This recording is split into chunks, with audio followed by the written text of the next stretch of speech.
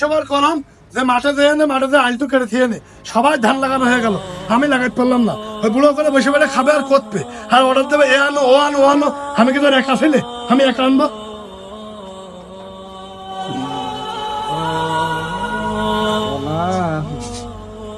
আগুন পানি ডাক্তারের কাছে দুটো বড়ি নিয়ে আইসা দে, তাও ছেলে মিলে শোনে না।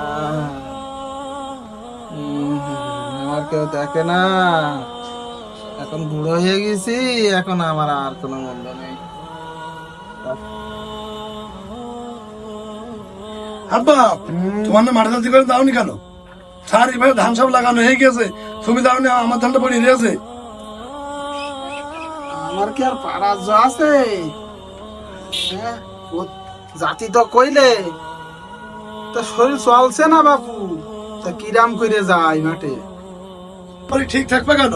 তোমার তো আমার মধ্যে থাকলে তোমার শরীর ঠিক থাকে না।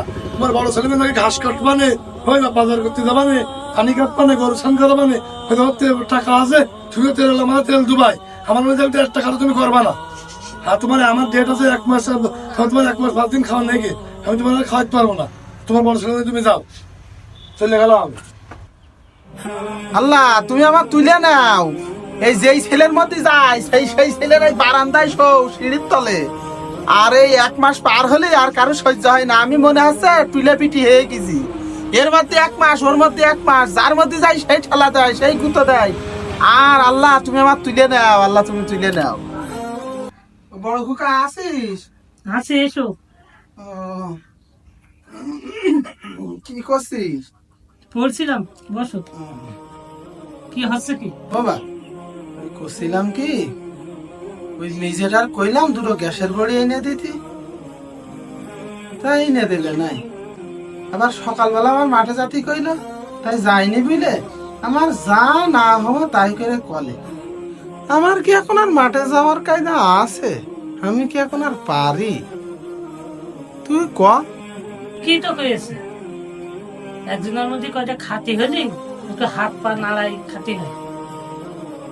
এই বয়সে যদি হাত পা না নাড়াই খাও, রোগ তো আরো বাসা বাঁধবে। সারাদিন ওই সিঁড়ি নিচে পড়ে থাকলে কি শরীর ভালো থাকবে?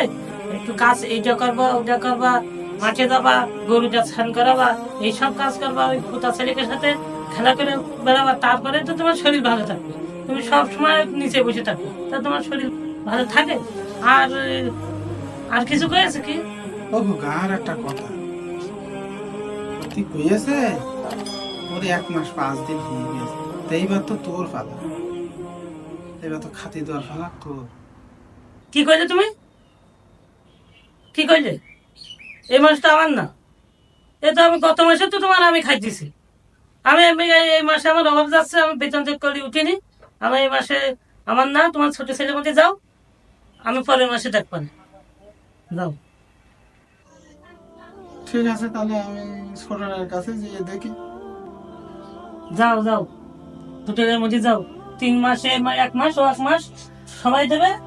এখানে গত মাসে আমি খাওয়াইছি, আজকেও আবার এসে আমার কাছে যত সব।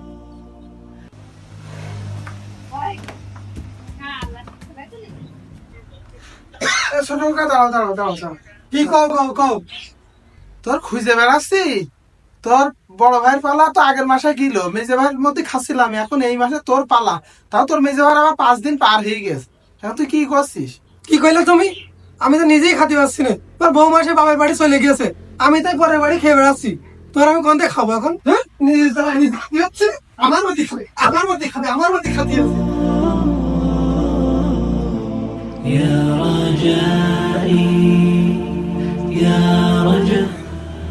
আমি কু কি একশো টাকা? জানি পাগল, সজীব।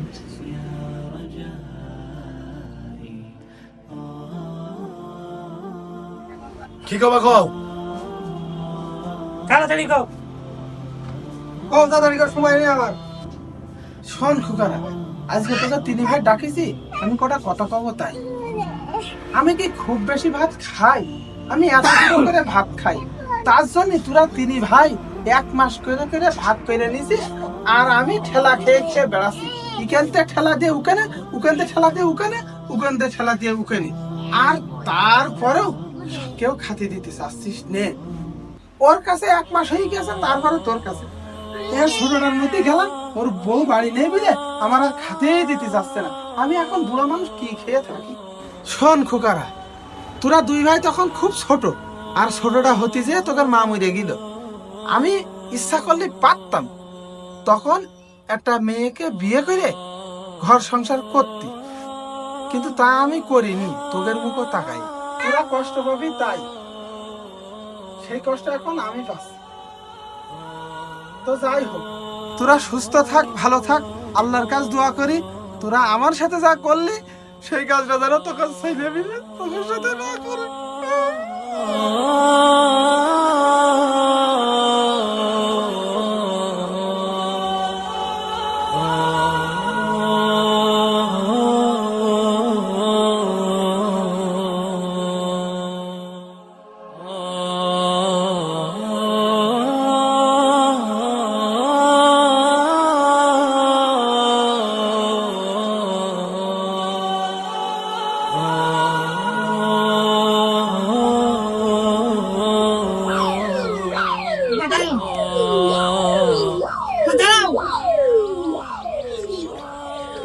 আমার দাঁড়াচ্ছি করছি না।